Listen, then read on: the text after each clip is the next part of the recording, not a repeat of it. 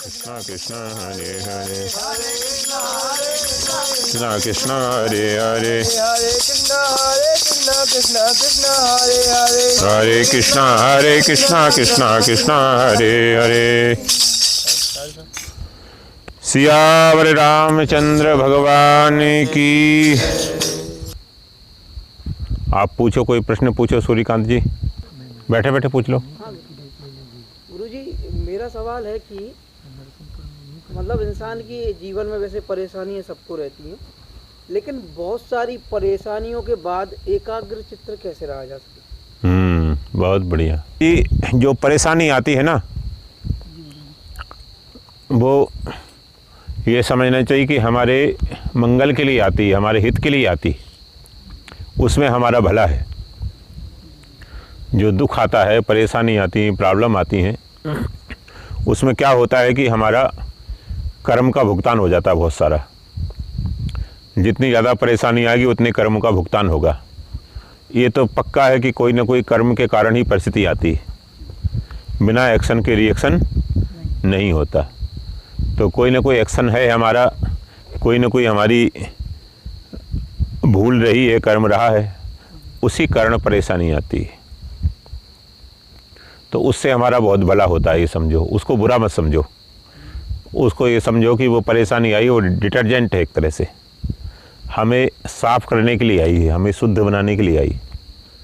हम शुद्ध बन जाएंगे तो, और नया गलती हम करेंगे नहीं, नया पाप हम करेंगे नहीं, और पुराना भोग लेंगे तो जीवन निर्मल हो जाएगा, हल्का हो जाएगा, वेटलेस हो जाएंगे, आप टेंशन फ्री हो जाएंगे।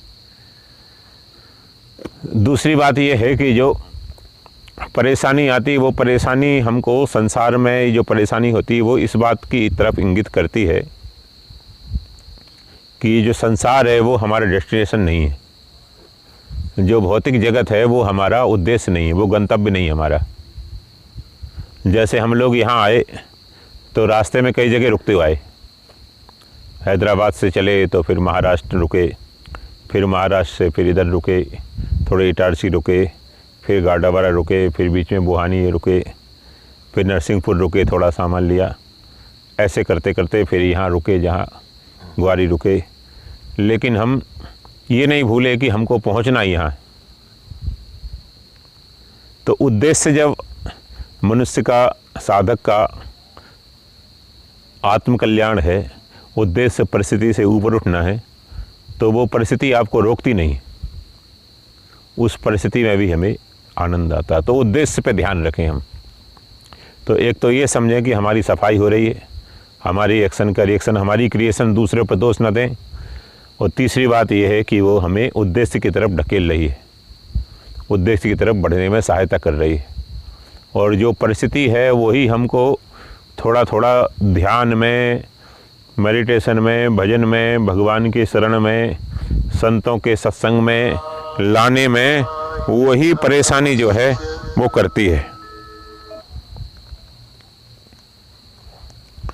प्रेरित करती, ढकेलती हम। वो परेशानी सहायक है। जितने भी लोगों को संसार से वैराग हुआ है, शंकराचार्य से लेकर, महावीर स्वामी से लेकर, गौतम बुद्ध से लेकर, वो परेशानियों में हुआ है, दुख में हुआ है। सुख में रहते रहते, बड़े बड़े महलों में रहते हुए, आनंद में रहते हुए कोई भी साधक नहीं निकला, सब विषयी हो जाते हैं। तो चौथी बात यह है कि वो परेशानी हमें वैराग्य देती, संसार से। परेशानी हमें संसार से ऊपर उठाती, परिस्थिति से। तो वैराग्य बढ़ता है, भजन बढ़ता है, सत्संग बढ़ता है, और दुखी आदमी जब परिस्थिति, कंडीशन फेस कर रहा है, वो नया पाप नहीं करता। सबसे बड़ी उसमें ये है कि नया नया पाप नहीं करता। नहीं तो सुखी आदमी सोचता है कि और कर लूँ एक शादी, और एक मकान बना लूँ, और एक बिजनेस कर लूँ, और थोड़ा सा कुछ नशा कर लूँ, तो वो ज़्यादा पाप करता है सुखी आदमी। और दुखी आदमी पाप नहीं करता। दुखी आदमी पापों से छूट जाता है। तो और सत्संग मिलता है सबसे बड़ी बात दुख में हमें। तो कई फ़ायदे हैं, ये 5-6 फ़ायदे तो मैंने आपको सडनली अभी गिना दिए, 7-8 फ़ायदे। ऐसे दुख में कई फ़ायदे, ऐसे सुख में कई नुकसान हैं। सुख में कई नुकसान हैं। जितने लोगों का शरीर खराब होता है सुख में, जो एसी में ज़्यादा रहते हैं ना, उनका शरीर खराब हो जाता है। और सुख में पुराने पुण्य खत्म हो जाते हैं। जैसे दुख में पाप खत्म होते हैं ना, वैसे ही सुख में। देखो, संसार अपनी तरफ से कुछ नहीं देता आपको। संसार बड़ा चालाक है। आपके अकाउंट से वो पाप ले लेता है जब दुख देता है, प्रतिकूलता देता है, अनादर करता है, अपमान करता है, निंदा करता है। तो और सम्मान करता है, अच्छी इज्जत करता है, अच्छा भोजन देता है, अच्छा आपको रहने को देता है, तो आपके पुण्य ले लेता है। तो पुण्य लेकर हमको सुख देता है संसार, और पाप लेकर दुख देता है।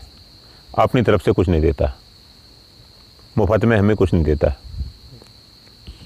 ये हम समझते हैं कि दूसरा सुख दे रहा है, नहीं, हमारे पुण्य के कारण से वो दे रहा है। हमारे पुण्य कट रहे हैं हमारे अकाउंट से। तो सुख में हमारे पुण्य ख़त्म हो जाते हैं, पॉजिटिव एनर्जी है वो ख़त्म हो जाती है, भोग लेते हैं तो बैलेंस ख़त्म हो रहा है ना आपका। जितने दिन ज़्यादा आप होटल में रहेंगे उतना बैलेंस आपको कटेगा। और नए नए पाप करता है सुखी आदमी, सत्संग से दूर हो जाता है। सुखी आदमी सत्संग में बहुत कम आते हैं। जो हर तरह से अनुकूलता है वो सत्संग में नहीं आते। हमने देखा कि सत्संग में जो आदमी आते हैं जिनकी प्रतिकूलता है, तो सुखी आदमी कम आते हैं। तो सुख में सत्संग छूटता है, भजन छूटता है। सुखी आदमी 8-9 बजे सो के उठता है। वो राम सुखी जो लोग हैं, तथाकथित सुखी हैं, अनुकूलता है थोड़ी, वो भगवान का नाम दिन भर में एक बार भी नहीं लेते, एक बार भी नहीं लेते। सुबह उठते हैं तो चाय चाय चिल्लाते हैं, जब वो बाहर जाते हैं तो बाय बाय चिल्लाते हैं, बाय बाय, उनके बच्चे भी।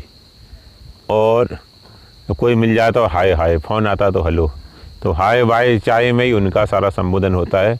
वो राम राम एक बार भी नहीं बोलते, एक बार भी नहीं बोलते वो राम राम।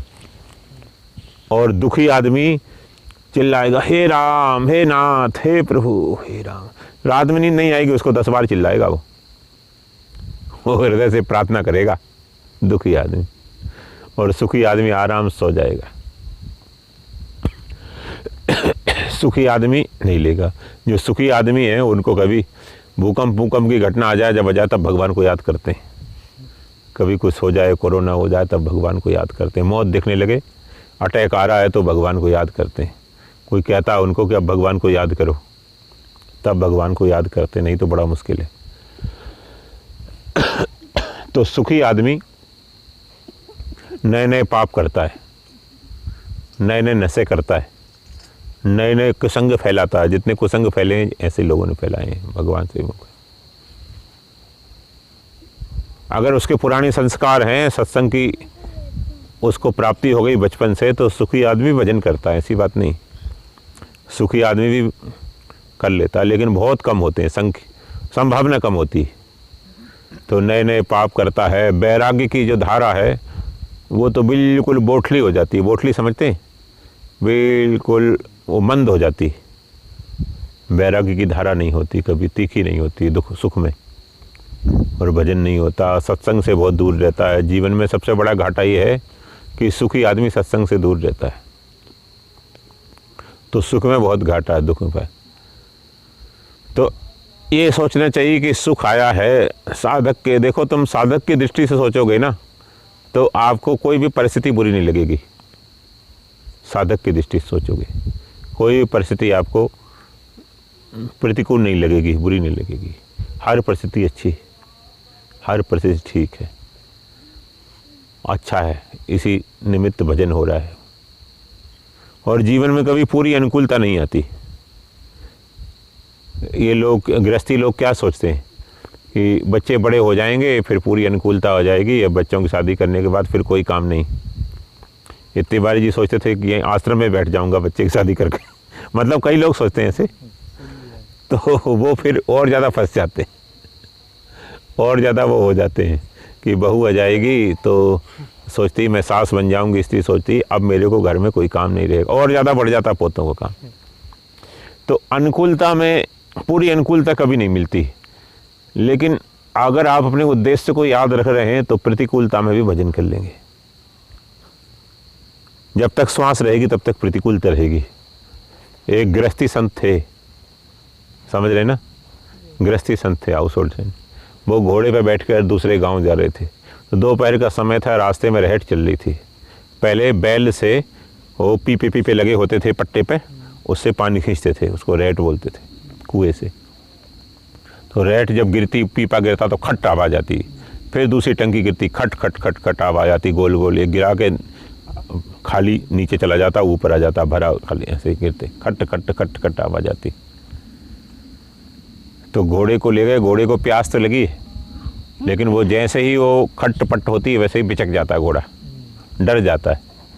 तो उन संत ने कहा कि अरे भाई, वो सोच रहा है कि जब ये खटपट बंद हो जाए तब मैं पानी पीऊँगा शांति से। उन्होंने कहा अरे भाई, तेरे को प्यास बुझाना है तो खटपट में ही बुझा ले। ये खटपट जब तक चलेगी, पानी चलेगा जब तक खटपट चलेगी। खटपट बंद होते ही पानी बंद हो जाएगा। तो पानी खटपट के कारण से पानी है। तो संसार में जो हमारा जीवन है वो खटपट भरा ही है। इसमें खटपट कभी बंद नहीं होगी, प्रतिकूलताएं कभी बंद नहीं, कुछ न कुछ लगी रहेगी, लगी रहेंगी, लगी रहेंगी।